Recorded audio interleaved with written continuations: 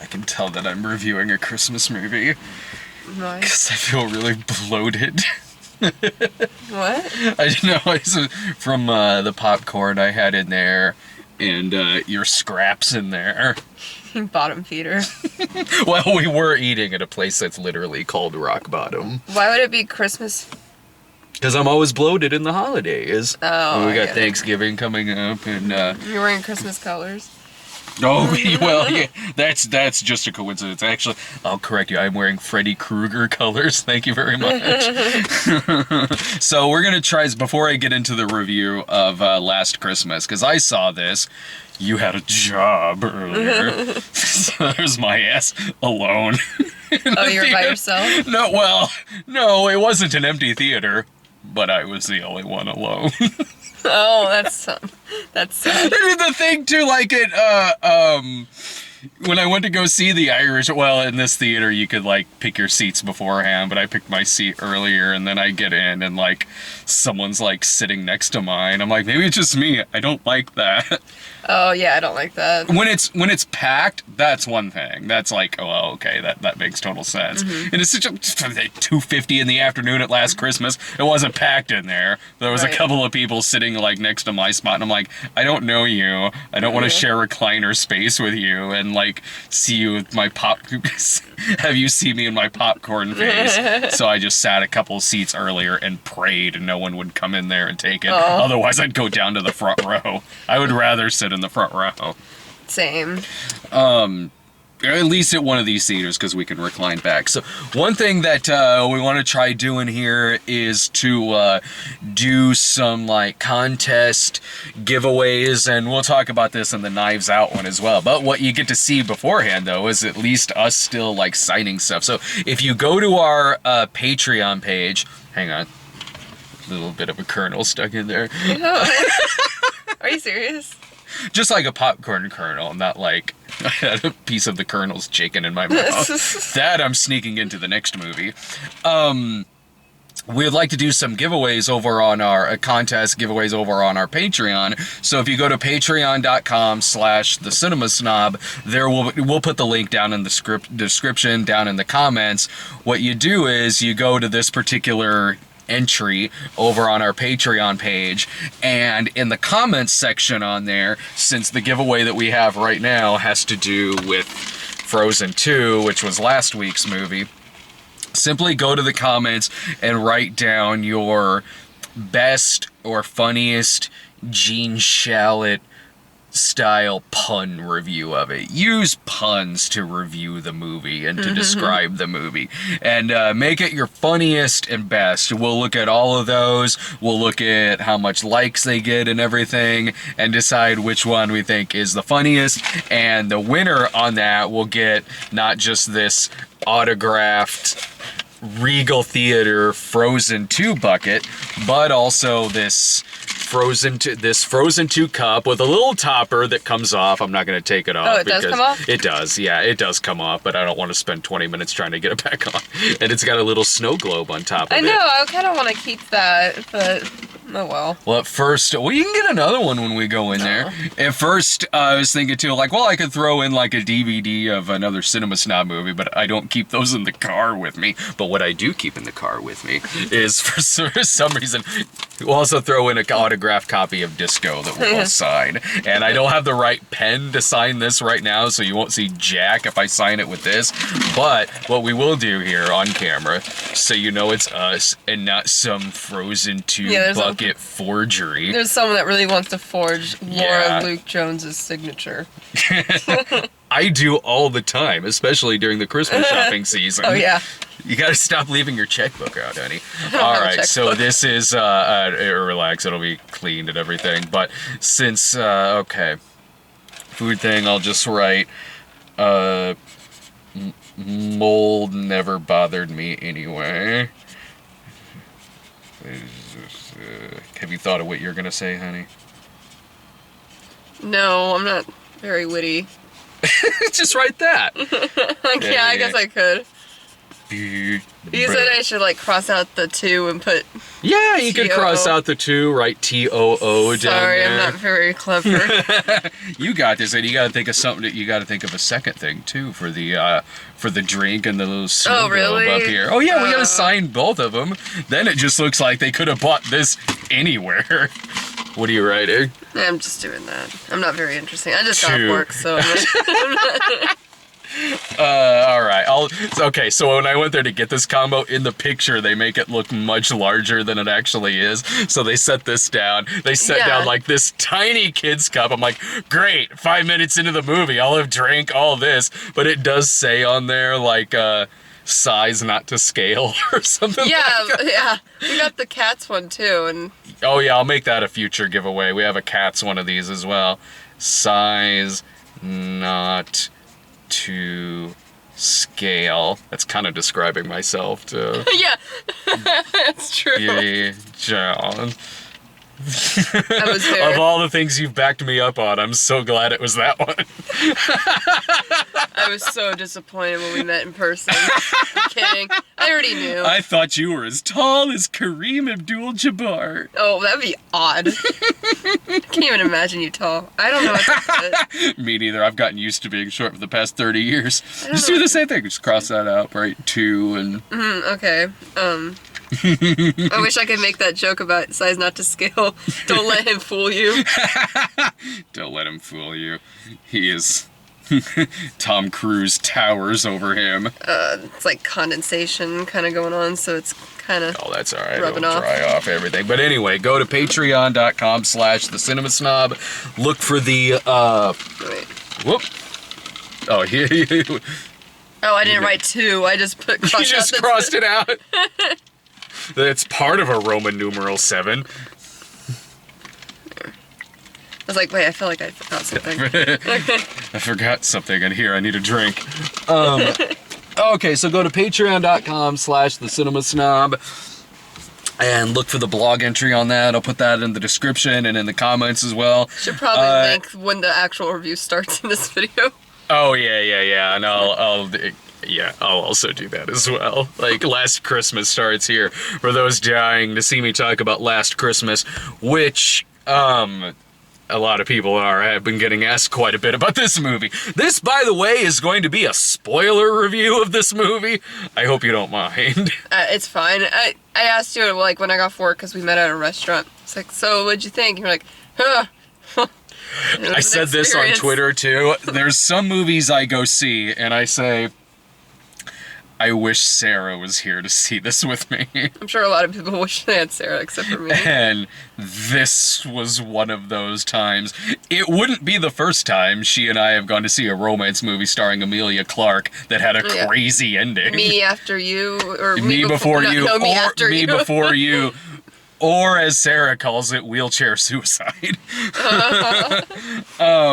So this is, now you saw the trailer for this a few times. It was shoved in my face several times, like everywhere on Instagram and It's Facebook. another thing you could have autographed on the bucket. From the trailer of this movie, I thought, like, well, this kind of looks like just something that could be on the Hallmark Channel, but it's in theaters. But I'm like, well, it's directed by Paul Feig, and I like a lot of his movies. Written by Emma Thompson. Has a good cast to it, so I was thinking, like, maybe it's more satirical than it's letting on, or maybe it's darker than it's letting on, or something, especially because Paul Feig's last movie, Simple Favor, was really damn good, and was kind of a change of pace for him a bit, in terms of tone and the style of movie that it was. And I'll say this about this movie, that, I mean, it's different than, like, a Hallmark, Lifetime, Ion Christmas movie, in that there's at least, like, ambition here. Like, a Hallmark Christmas movie is, like, as much as I like having them on during the year... Oh, I do too. They are artless. Oh, yeah. They are, there's no ambition. They are Like the definition of conveyor belt exactly, movie, yeah. the definition of a conveyor belt film. That's what they are. That's not the case with this. Like, there is ideas in this movie. You can tell that it's written with some thought or care, or at least they're wanting to make a good product here, or at least something slightly more ambitious than than something you would find on TV.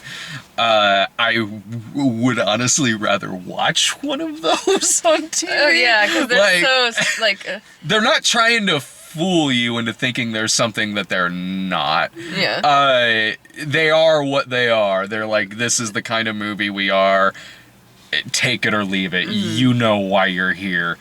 What this does is, yeah, it's a Christmas movie, but also like there's a lot of George Michael on the soundtrack. Okay. Almost making it like what this movie is to George Michael, how we've seen in recent movies, like with Blinded by the Light, with Springsteen, Yesterday with the Beatles. Difference is, those movies have plots that are dependent on being about, though they don't exist without those artists. Yeah. That's not the case with this. You could have thrown anything on the soundtrack to this movie, and it would be the same movie. More or less. It would be the same film. Minor tweaks here and there, maybe, but it's like, oh, there's a montage where she's happy and it's playing Faith. The opening credits, of course, it's playing Last Christmas, which plays several times in this movie. Or at one point, she's at home and Wake Me Up Before You Go is on TV, but she never really talks about George Michael in this. It's just on? It's just, it's like there's a part where she's in her bedroom talking to her mom, and she just has a bunch of George Michael posters on her wall. Never says anything about it. Like, she has a suitcase that says, I love George Michael, but really never talks about him in the movie. Yeah, I guess they're trying to do a little too much show and don't tell. Yeah, or was it an afterthought to kind of make this to work a George Michael soundtrack in this? Because this script and dialogue could exist on its own, like really without George Michael or Wham being on the soundtrack. So Emilia Clarke's character is just kind of this train wreck. Like, I got that from the trailer. Yeah, like a year prior, she had open heart surgery. And when you see in the trailer where she's being wheeled into the hospital, that's like a flashback. So, like, she hasn't been the same since that heart transplant that she had. How so? No, she just kind of drinks a lot and is depressed and is bad at her job now and kind of treats her friends like crap. And she's really given every chance in the world in this movie. Her boss is Michelle Yeoh, who's great in the movie. She works at this, Michelle Yeoh runs this Christmas shop, and Emilia Clarke is like an elf at it. Yeah. So at one point she forgets to lock the door at night, and burglars come in and break shit like everywhere. Who forgets to lock the door? Emilia Clarke. Okay. And the next morning, you see the cops there, and Michelle Yeoh, like, busted the window to make it look like a robbery so that Emilia Clarke wouldn't really get blamed for it. Why is she covering up for her? It's well, her also store. but also like an insurance thing as well. Oh, I see. So she's like yelling at Emilia Clarke over this, like, you made me do this, you made me break the law and do all this, and I'm expecting like, oh, well, she's clearly fired. Anyone would be in this situation. And Michelle Yeoh's like, I'm giving you just one more chance. Like, wow, she a family friend or something? No. But, like, before her heart surgery, I guess she was a great employee. I mean, she says that. She's like, you used to be a great employee. Maybe she's a little, like, sympathetic because she did just have major surgery. I mean, like, a while ago. It was like a year ago, right? I think. It was like a year or two ago or something like that. That's a pretty big fuck up. No, yeah, it is. And she's not a good employee either. She's always on her phone and, like, ignoring customers and everything. Maybe she was a really good... I don't know. Yeah. I'm just trying to... I know. You're trying. Makes sense. Yeah. So then she meets the Henry Golding character. Again, he's great in that. I've loved everything I've seen him in. I've loved him, at least, in everything I've seen him in. She meets him, who comes in as what you would expect of. He's very charming in the movie. They have great chemistry together. Yeah, from the trailer, it looked like they had good chemistry. They do, and he's great. I mean, the guy oozes charm, and he does in this movie as well. And so he kind of helps her get her life back on track a bit. She has an estranged relationship with her parents. She doesn't get along with her sisters. She doesn't get along with her friends. She's kind of surfing from couch to couch to couch. Is Emma Thompson her mom? Emma Thompson plays her mom. Okay. She's Yugoslavian in it. And so her parents have, like, thick accents in Emilia Clarke. And why doesn't she have an accent? Yeah, she's just been living in London for, like, 20 years. She's been away from them that long? Well, away from at least where they're You still have a little bit of a lingering accent if your Not parents... really. Well, if you're... Not in this. Well, I'm just saying... Well, maybe I'm wrong. I'm just thinking, like, if you were raised and were taught... Sorry. If you were taught, like, how to talk, you know... That's not an issue I have with this movie, really. Oh, okay. Like, well, I mean, maybe I'm wrong, because there are some people I know that don't have an accent, but their parents have a very heavy accent. I mean, that's the case in this. Like, you're right. Okay, I was wrong. I take that back. But, so... The movie has... I guess this is kind of where I'll get into, like, spoiler talk. Okay, I'm really wondering what it is, because everything from what you're explaining so far is... I'm like, okay, I've gathered that from the trailer. If you go into this movie knowing that there's a twist, you will figure it out in 5 minutes. You'll figure out most of it. There's an aspect to it that I didn't quite expect and thought was going to be something different, but there's one major thing about it you will pick up like that. And so you're spending the movie waiting for this reveal because you know it's gonna come. You know, like, this better be good. You know it's going to come, and so you spend a lot of this movie waiting for it because the movie just kind of plods along waiting for this reveal. The movie also gets weirdly political in some scenes. Yeah, I'll get to that later, but so every time you see Henry Golding in this movie, he's never interacting with anybody else. Oh.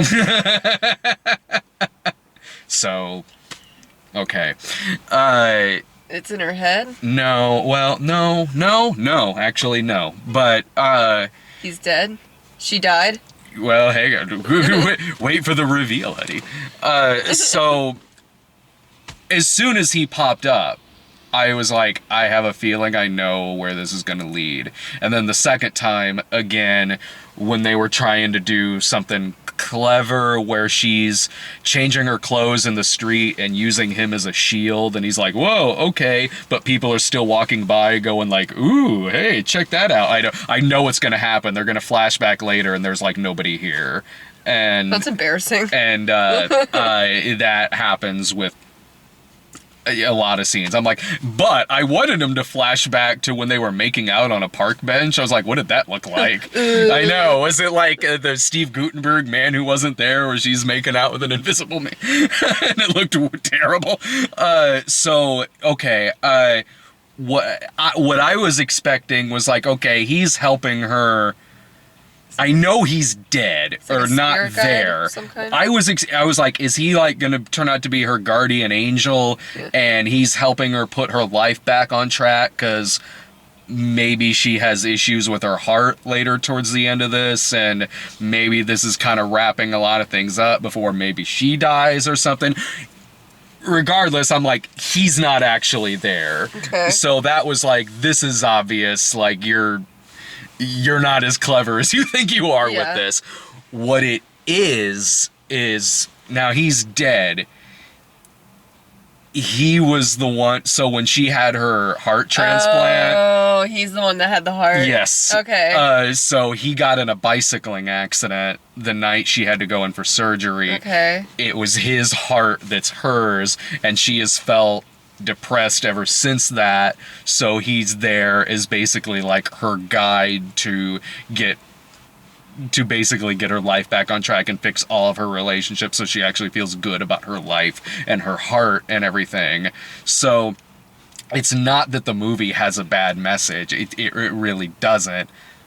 it's a similar message as, like, Beautiful Day in the Neighborhood, which is a wildly better movie than this is. How is it a better movie? Because both of them have, not that there's anything like that in the movie, but both movies are basically about finding goodness within yourself and going from a very cynical view on people and life and fixing relationships with your families and just basically being a good person and being good to those around you. Both of them have those themes.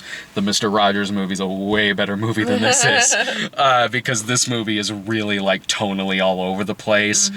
So how does he say goodbye?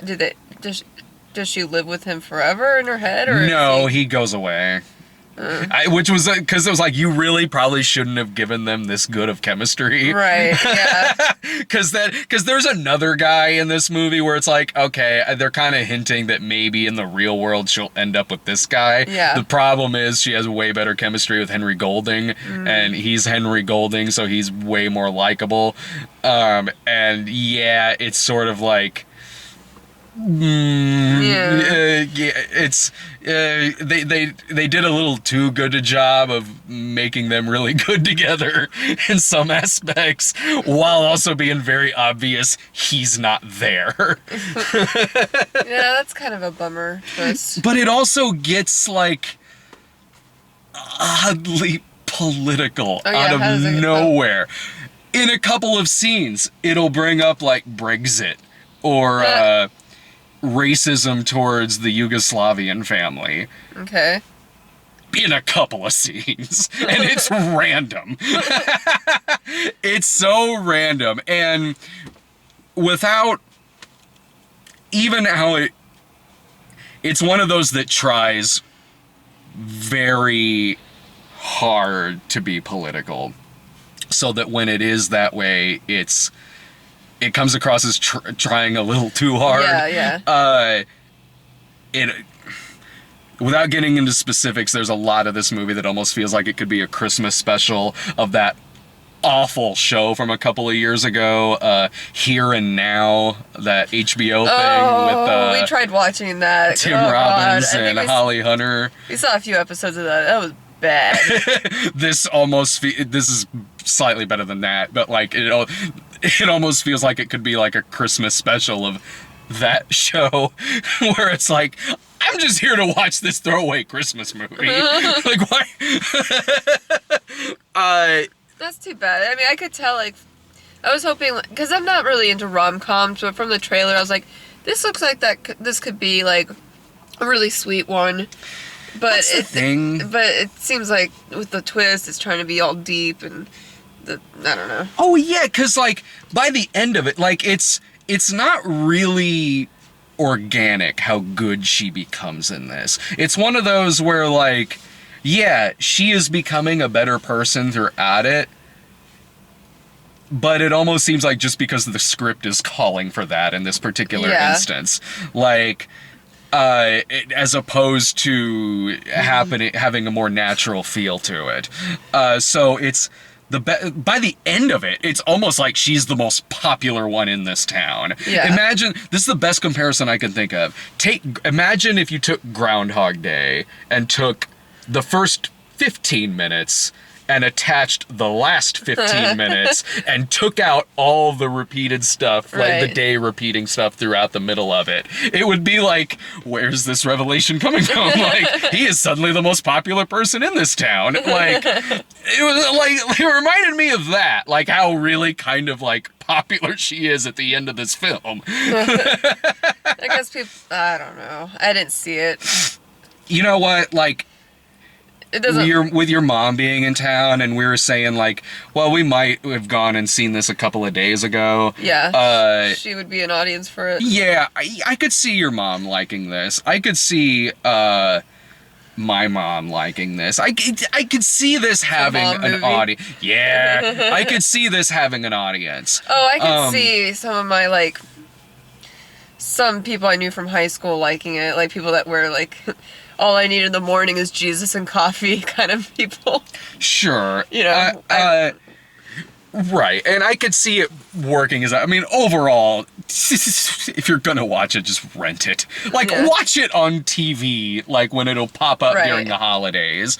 Because, again, the cast is good, the acting's good, the leads have chemistry.